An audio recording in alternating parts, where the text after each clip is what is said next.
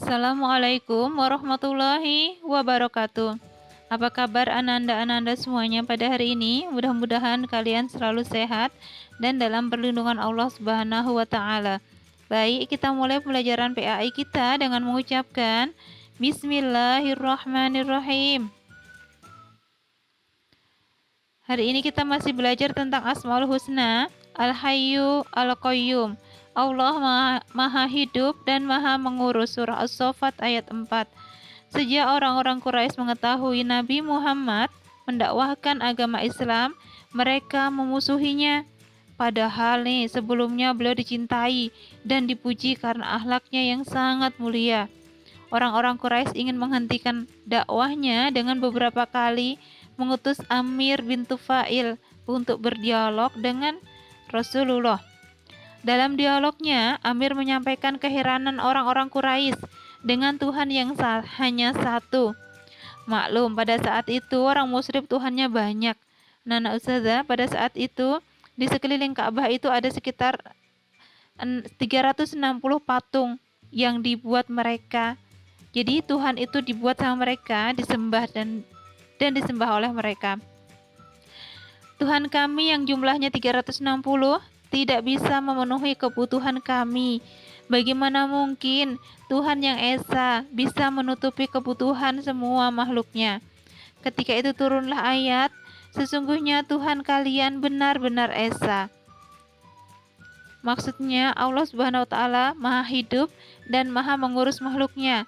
Meskipun Esa, dia maha kaya, maha kuasa untuk mengurus semua makhluknya, siang dan malam, tanpa mengantuk dan tidak pula tidur. Al-Hayyu artinya maha hidup. Hidupnya tidak ada permulaan dan tidak akan, dan saya ulang ya Ustazah ya. Hidupnya tidak ada permulaan dan akan tetap hidup kekal dan selamanya. Sedangkan semua makhluk hidup yang ada awal dan akhir. Kullu man 'alaiha fan wa yabqa wajhu rabbika dzul jalali wal ikram. Sesungguhnya semua yang ada di bumi itu akan binasa, tetapi kekal Tuhanmu yang mempunyai kebesaran dan kemuliaan. Al-Qayyum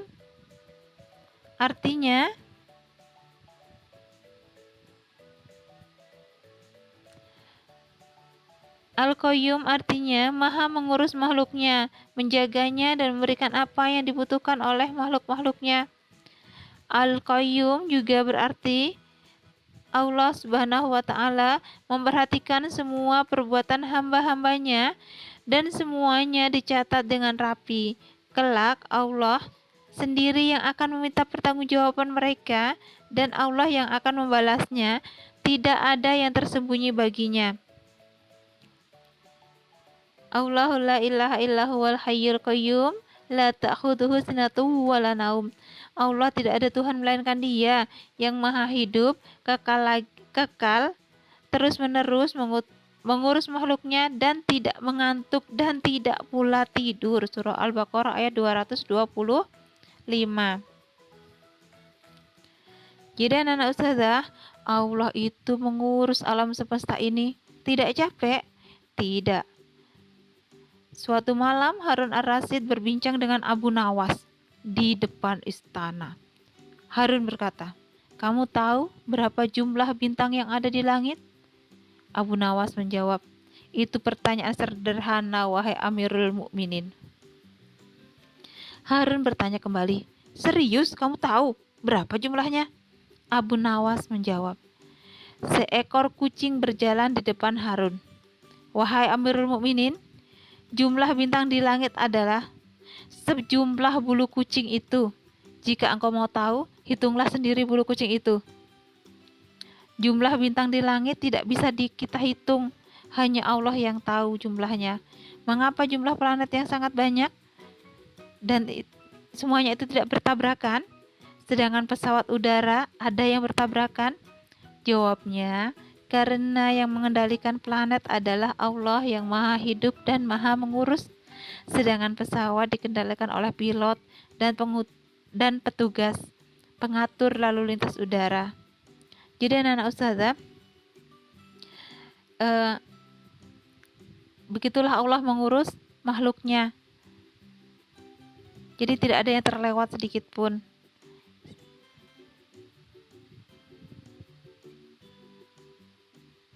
Bergantunglah hanya kepada Allah yang maha hidup dan maha mengurus. Kita sering berdoa kepada Allah. Berdoa kepada Allah karena sadar kita tidak akan bisa hidup tanpa pertolongannya. Ketika akan menghadapi ujian, maka kita berdoa, ya Allah, mudahkanlah ujianku. Semua harapan harus disampaikan kepada Allah karena hanya Dia yang bisa mengabulkan semua harapan itu.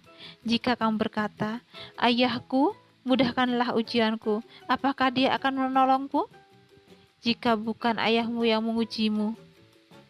Semua urusan kita di tangan Allah, karena itu hanya kepada Allah lah kita bergantung. Maka bertakwalah kepada Allah yang maha hidup kekal serta tidak akan mati. Itu adalah bunyi dari surah Al-Furqan ayat 58.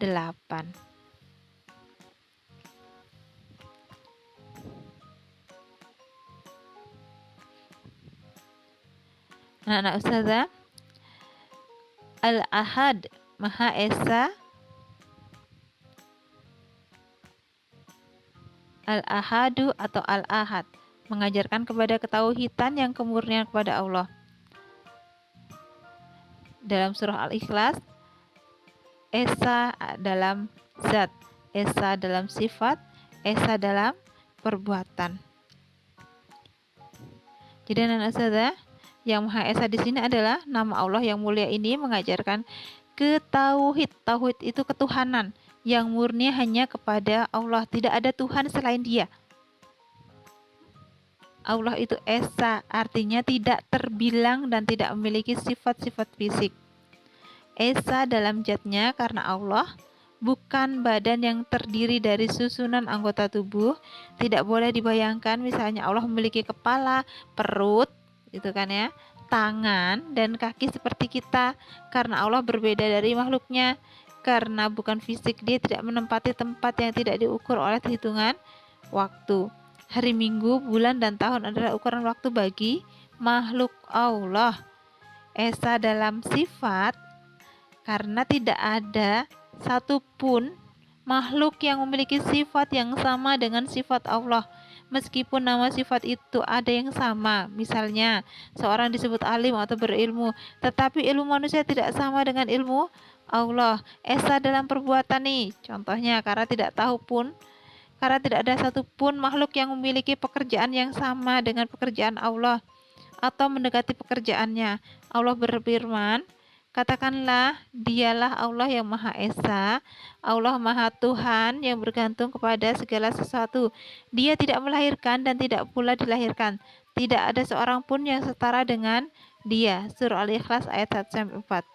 Bukti Allah Maha Esa, mungkin kalau pernah kita mendengar suatu permainan games yang disebut dengan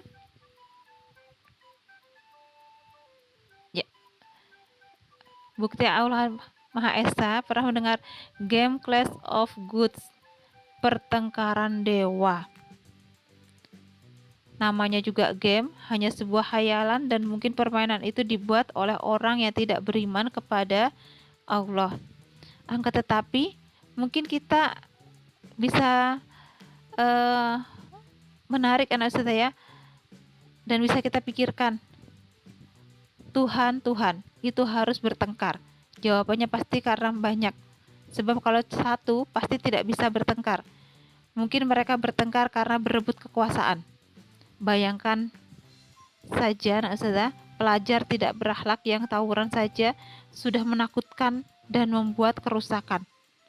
Bagaimana kalau Tuhan yang tawuran? Pasti lebih mengerikan, karena kan Tuhan itu lebih kuat. Kalau berebut kekuasaan, siapakah Tuhan yang benar? Kalau kalah, pasti bukan Tuhan. Sebab Tuhan harus maha perkasa dan maha kuasa. Kalau ada Tuhan yang sama-sama memiliki sifat itu, pasti tidak ada yang kalah dan alam semesta dipastikan hancur lebur. Jadi, Tuhan yang terbilang itu mustahil.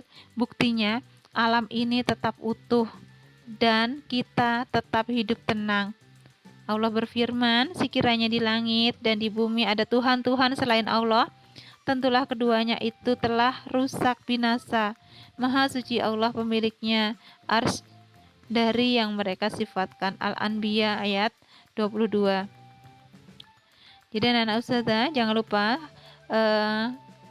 Asmaul Husna yang sudah ustazah ajarkan, silahkan dihafal. Baik, untuk menambah untuk menambah tentang bahwasanya Tuhan itu hanya satu, Tuhan itu esa, marilah kita saksikan film Dodo.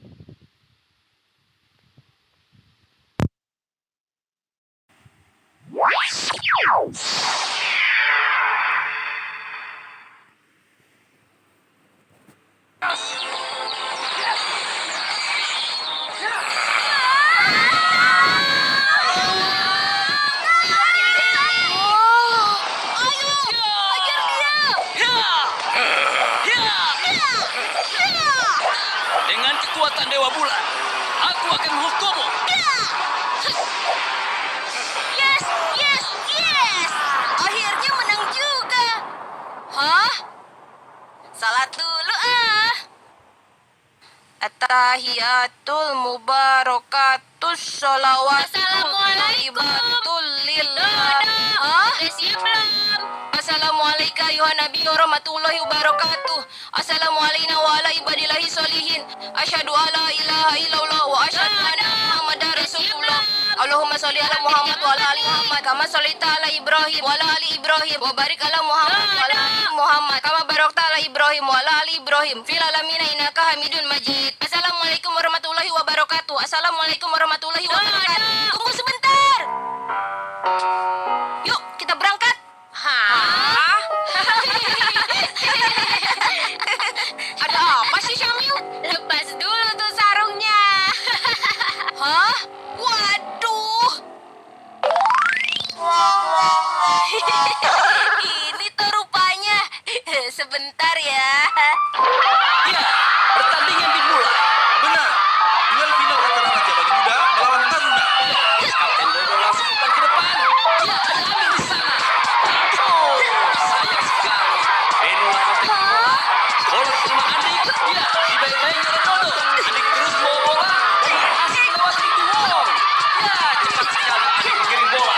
Sementara Dodo tertinggal di belakang. Andik kemudian lagi. Pakai kekuatan Dewa Bulan.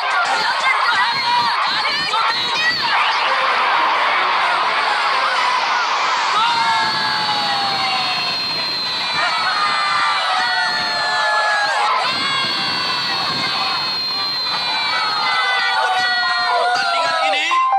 Sementara itu waktu hanya tinggal 2 menit lagi. Sambil memberikan bola ke Dodo, Dodo langsung mengoper bola ke depan. Hampir saja bola disambar. Ya, Amir terus memberi bola, dibayang-bayangi pemain. Amir terus menguasai bola. Umpan namun diberikan. Kontrol bola yang baik oleh Dodo. Dodo langsung mengirim bola ke depan.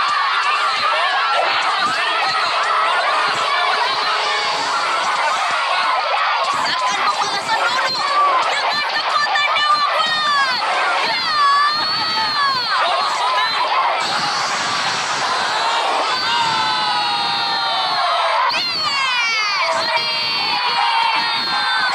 Ya, saudara-saudara, tepat keberhasilan Dodo berhasil membobol gawang lawan. Sehingga tim Raja Wali Muda memenangkan pertandingan ini dengan skor 3-2.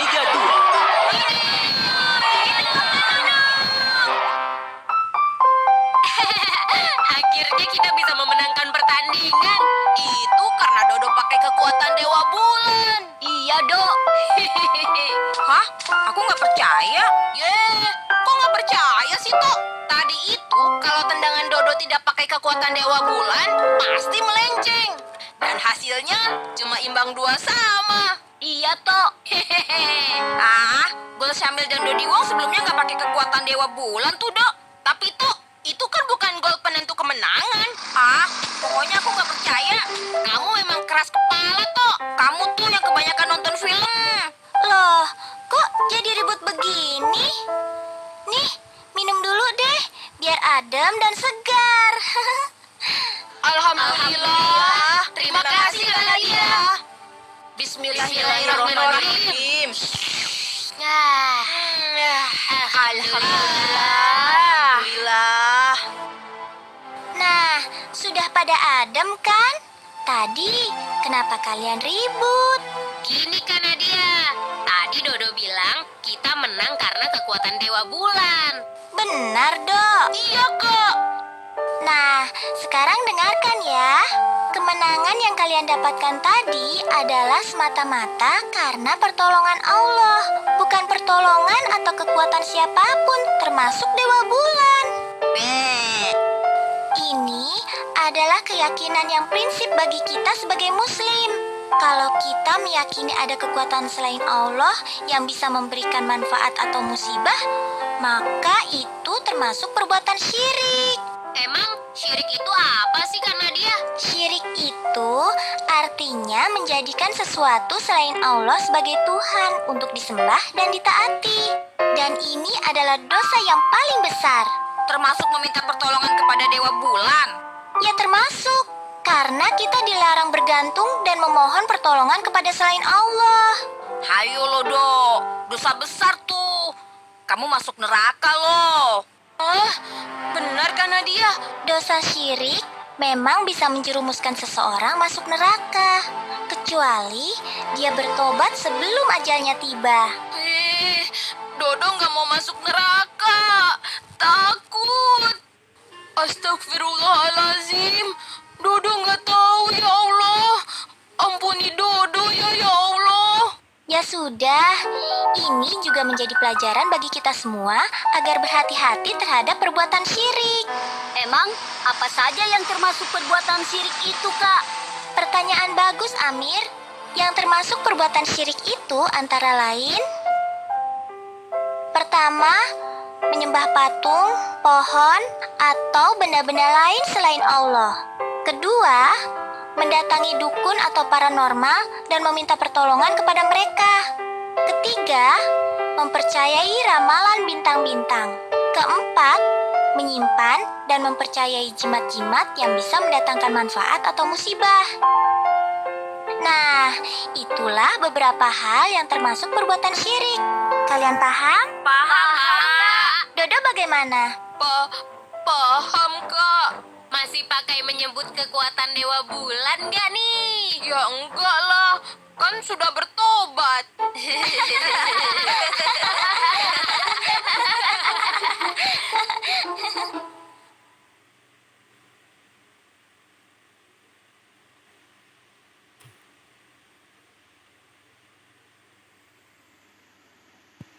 Demikian materi dari Ustazah, kurang lebihnya mohon maaf.